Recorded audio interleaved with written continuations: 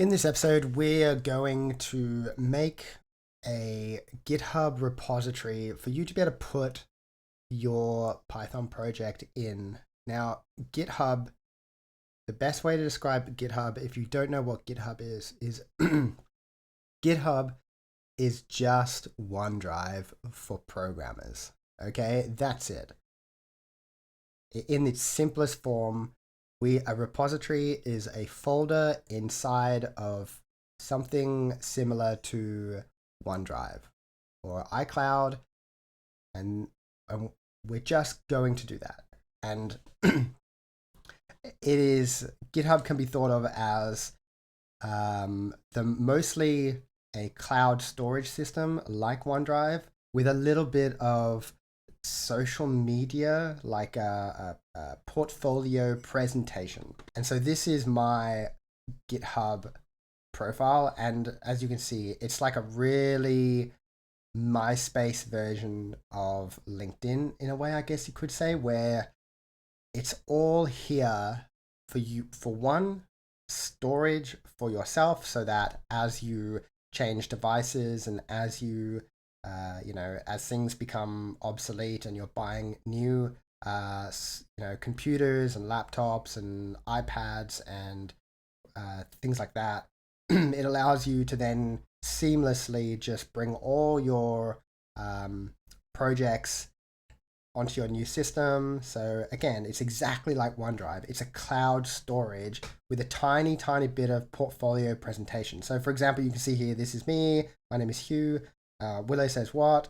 I'm a comp sci student at the University of South Wales, and it allows me to just have this small little README file, which is something that will become very important after you have programmed. You finish your program and we start going into documentation. But what you have here is a little repository thing, and this is what you can think of as the OneDrive part of GitHub. You can see here all my folders. So that's a folder, that's a folder, that's a folder. These are all folders, and you can see some of them are private, some of them are public. And here's like our first big Python project. And you can see here that when you go into it, you have the folders and the files just like would be in a normal OneDrive folder. But the other thing that makes this a little bit different is that here you can see that I have the README, and this is like the immediate front page of this folder, and this is where it differs, is that I have this presentation that says, this is my first big Python project, and you use what's called markup language, which I'll show you this in a later video. And then if you click on this, you can go to, and this is inside that folder. So if I go back, so this is inside here. It's just another type of file, but because we're using a very simple markup language, I can have a link that I can click on and create a wiki, I guess you could say. This is a wiki, I guess, in a way. And so we can go to the project instructions, and these are the instructions that you have either looked over or you're about to look over. There's your boilerplate code that you have to copy in and use. Here is the commands, well, some of the commands. It's not all of the commands, and maybe I will go in and correct that, but there's some of the commands that you can use. You can see there's some more. Here's an explanation of all the global variables. And this is what makes GitHub really good, is this README file. This README file allows you to create a visitor-facing document where people can go through and you can show them exactly what your project is about. Now, here's a good example, okay? And let's go to a card flip. Let's see if this is it. Yeah, so you can also then use HTML to do things like center your title. I've inserted a GIF which shows what this folder holds. And what it holds is an example of a flipping card in SwiftUI. Okay, and you can create these very simple yet engaging you know, visitor facing documents that allow you to say, people can come and go, oh my God, this is exactly what I'm looking for. Can I download this somehow? Oh, actually, I don't even need to download it. I can just copy paste. Where is it? You know, we can flip a card. You can go through the code then and find it. Okay, here it is. And now you can just copy it. You can copy,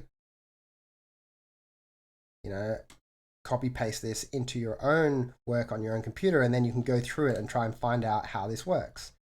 So, and that's what makes GitHub so good, is that you can always find little tidbits of things that will help you in your journey.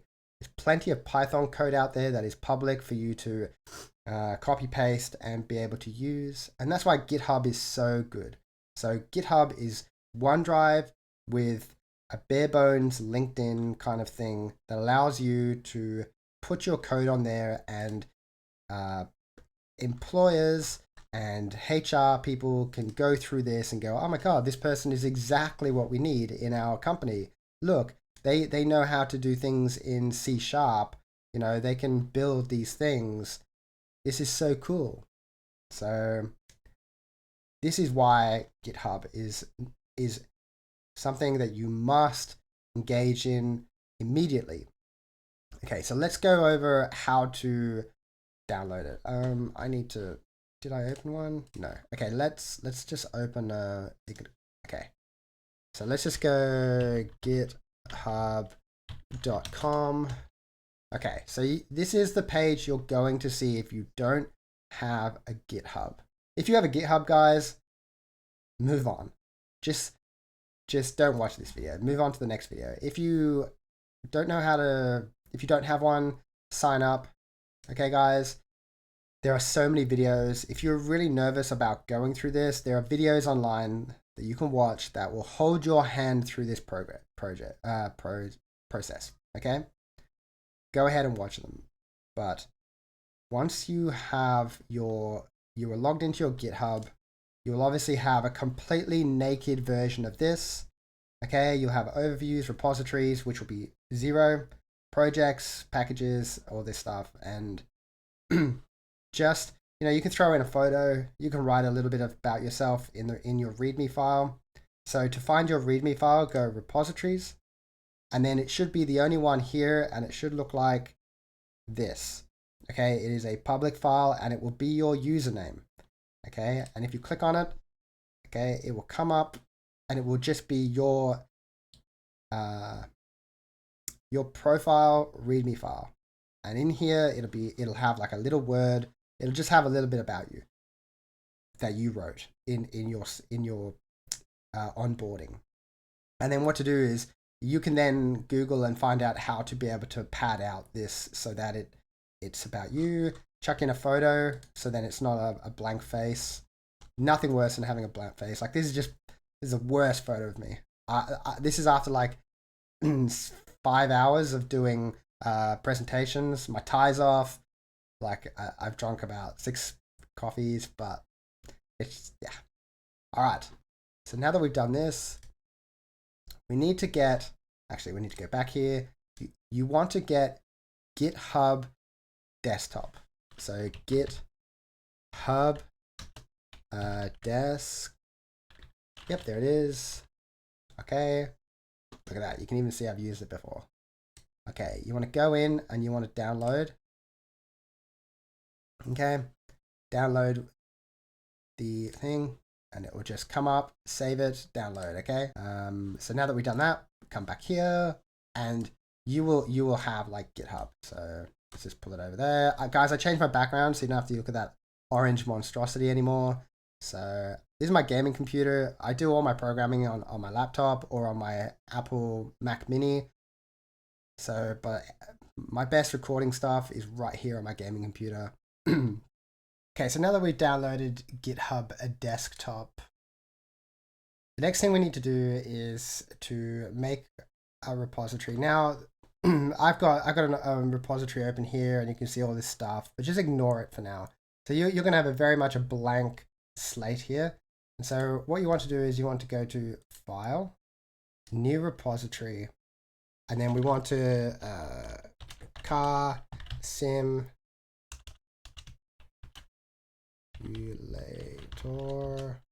Python. Okay. Okay, it looks like I've already put this on. Okay. I've had to remake this because a lawnmower decided to start mowing outside while I was recording. So let's just call it carSim.py, just so we don't have to deal with this. Okay, this is a Python probe.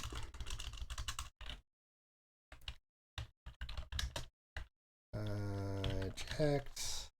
Okay, and you can see here, my GitHub repository sits within my PyCharm community folder here. And that is because, like you, I started using GitHub when I didn't really understand what it was. And I was learning Python at that point as well. So I too started with Python, and now 4 years later, I'm in my final year of my degree and about to graduate.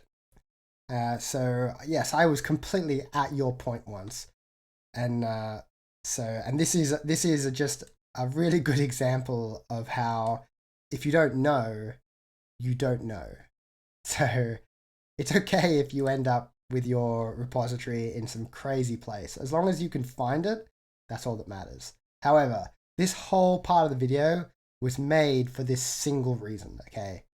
When you make a repository, it's really important that you initialize this repository with a README file.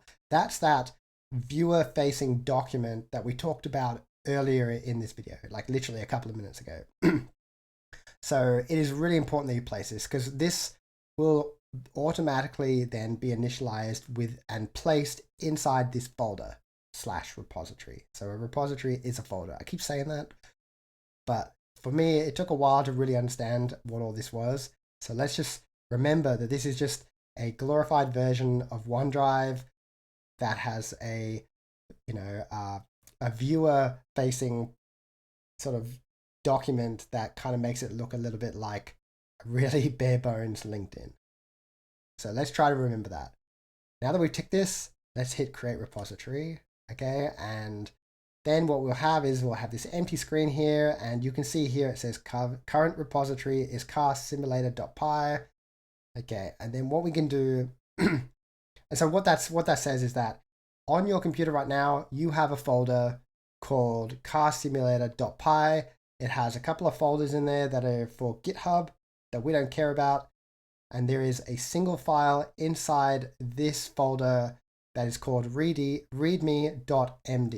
okay? And that will be important for later. However, this square box here is saying, if I speak to you in English and not in Git, so if I speak in Git, it says publish your repository to GitHub. If I say that in English, it says, do you want to save this folder to the cloud? And the answer to that is yes. Again, it's going to ask you some questions. Is this right? Is this right? Do you want to keep this private so only you can see it? At the moment, yes, we want to keep it private. So we hit save. You now have this folder on your computer, and it is also on your account in the cloud. Yay. So to be able to show you how GitHub works, what we're going to do is we're going to, let me just open that again. Okay, so what I'm going to do is, I want to show you these first. This is actually the main reason why I actually got you to download the desktop version of this, because it has these really cool options. Like if you ever just cannot find where your repository is, where the folder is, you can just click this button inside the program and it opens it up. And remember I said there's a couple of GitHub things and then there's a README file. Okay, so that's available right there. If you ever need it, you can open it here. If you want to view it in the cloud, you can click this and it will open it in the cloud, and it's identical.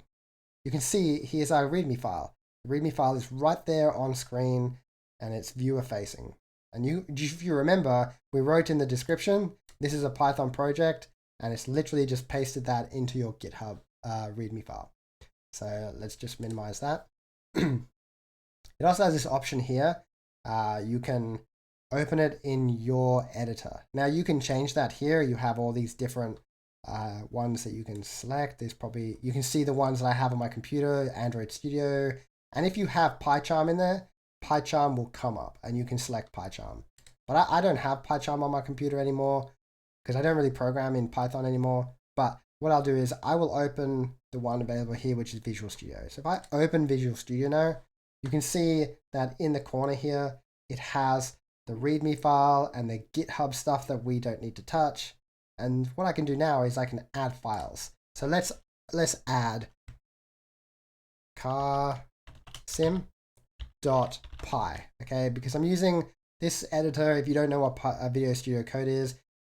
So this is an editor that can be used for lots and lots and lots of different languages. So in this particular one, I have to add the extension .py so that Visual Studio Code knows that this is a Python file. So we hit enter. And then what I could, at this point, like I'm jumping ahead in the tutorial, but let's go and find the boilerplate code that we need to put into here. So project instructions. And here it is. We go copy. Okay, so if we just go Control V, okay, that's in there. You can see the indentations are not correct, but we're going to deal with that in another video. So let's just figure that out later. Okay. So don't worry about the indentations. I will discuss the indentation problem in another video. Okay. So let's just go Control S so we can save it. So the file is saved, and then we're just going to, let's just close this down. Let's minimize that. Okay. So let me just close this. So if we go into GitHub Desktop now, you can see that we have all this green, a block of green here. And if we look here, we now have a file inside the car simulator folder, repository folder. Okay, it's right here. And there is a green tab here that says, this does not conflict with anything online, but this is new. Okay, it's saying this is new and it is ready to be added to the cloud. Okay, and that's what this actually shows you the lines of code that do not conflict and are new to this file. And basically what we need to do is we need to be able to what's called commit it to GitHub. And you can see here that we have, we have like an automated commit heading, let's call it. So every time that you put something new on the cloud, it keeps it in a log. And if you wanted to be really descriptive, you could write that you could write like saving new file to cloud. Okay, because so we wrote that in complete English. We didn't use git speak. We just wrote that complete in English, and that's what we're going to do. So it's going to say commit to main. And so what this button can be thought of as prepare to save. And so what we're going to do is we're going to click yes, prepare this to save. Okay, and then over here, it says in git speak, it says push commits to origin remote. And basically what that's saying is, let's even pose it more as a question. So it's almost like this button is the answer. Okay, do you want to save these changes to the cloud? And we go, yes, save. We click. And now that has been saved to the cloud. And as you can see, there are no more changes in this file. So what we can do now is let's go here.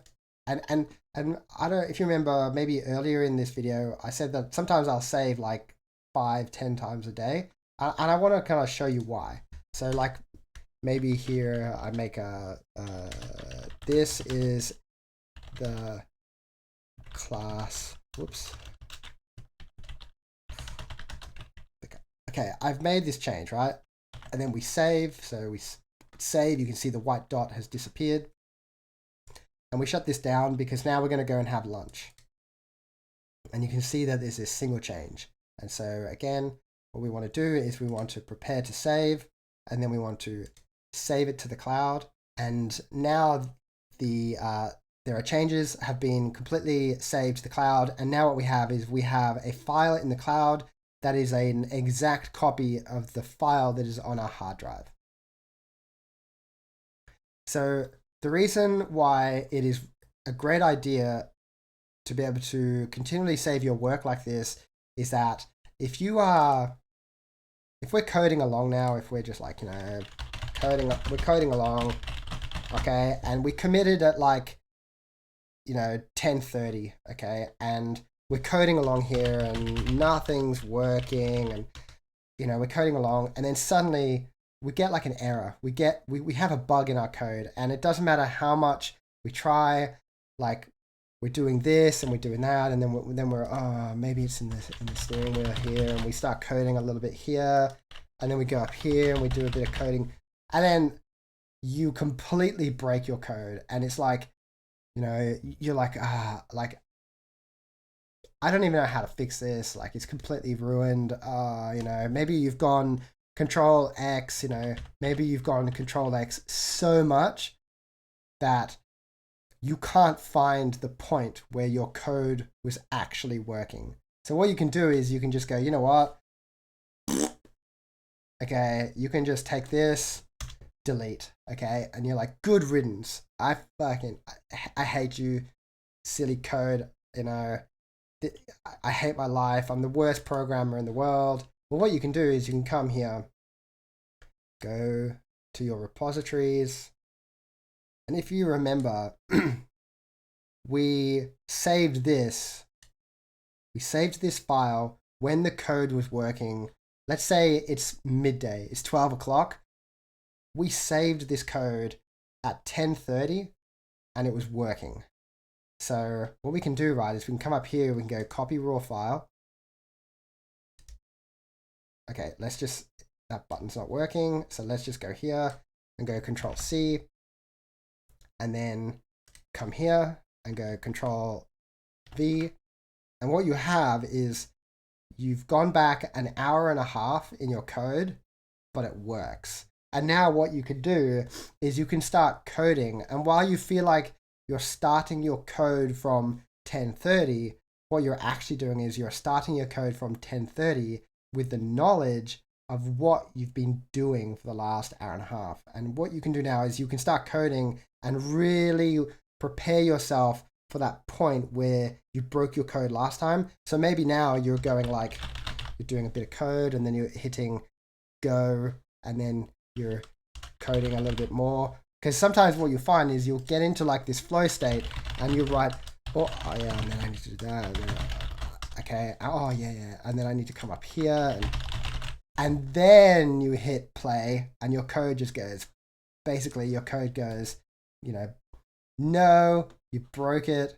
You're like, oh my God, I've done it again. And eventually you will learn to stop and check your code. And again, if it's a complete mess, you can just select all, delete, go back. And what you'll find is that once you have code that works, you will then sort of go to your GitHub Desktop here and you will commit, save it, and then you'll go back to coding again.